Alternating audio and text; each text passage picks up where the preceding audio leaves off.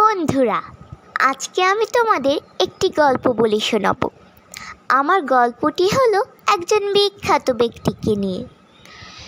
পিতৃহারা 7-8 বছরের একটি ছেলে একদিন স্কুল থেকে বাসায় ফিরে এসে তার মাকে বলল, মা, প্রিন্সিপাল ম্যাডাম আমাকে আদর করে এই ক্যান্ডিগুলো দিয়েছেন, আর তোমার জন্য এই চিঠিটা।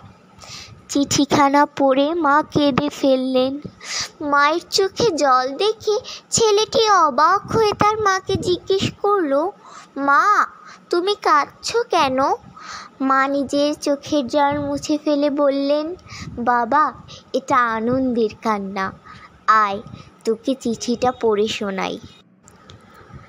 বলে মা প্রিন্সিপাল ম্যাডামের লেখা চিঠির ভাষা বদলে নিজের মতো করে পড়তে লাগলেন।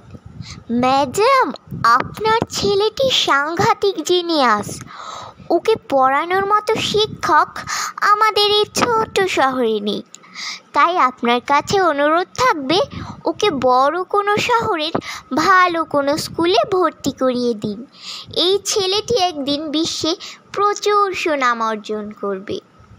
চিঠিখানা পড়ে মা তার ছেলেকে চুমু দিয়ে বললেন, আজ থেকে এই জিনিয়াস ছেলেকে আমি নিজেই পড়াবো। মা নিজেই শিক্ষা দিয়ে এই ছেলেটিকে যুক্তরাষ্ট্রের তথা সমগ্র পৃথিবীর একজন বিখ্যাত ব্যক্তি বানালেন। তিনি হলেন টমাস আলভা এডিসন। আমরা সবাই তাকে চিনি। বৈদ্যুতিক বাতি, মুভি, ক্যামেরা বা শব্দ রেকর্ডিং সহ তার রয়েছে হাজারো আবিষ্কার।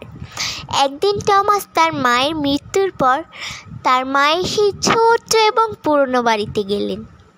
ঘর পরিষ্কারের সময় সে তার ছোটবেলার প্রিন্সিপাল ম্যাডামের দেওয়া সেই চিঠিটা পেলেন। চিঠিটা পড়ে টমাস তার চোখের পানি ধরে রাখতে পারলেন না।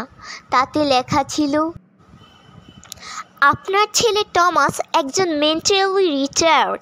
ও এতটাই নির্বোধ যে ওকে পড়ানোর মতো ক্ষমতা আমাদের নেই, এবং কারো আছে বলেও আমাদের জানা নেই।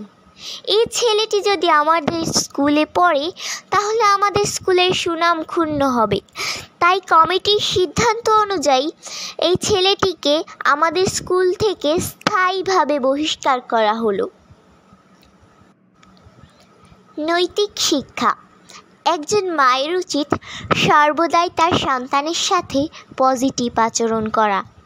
একজন মা হলেন সর্বশ্রেষ্ঠ শিক্ষক, আর নিজ বাসস্থান হলো সর্বশ্রেষ্ঠ শিক্ষা প্রতিষ্ঠান। ধন্যবাদ। ভালো থাকুক পৃথিবীর সকল মা বাবা।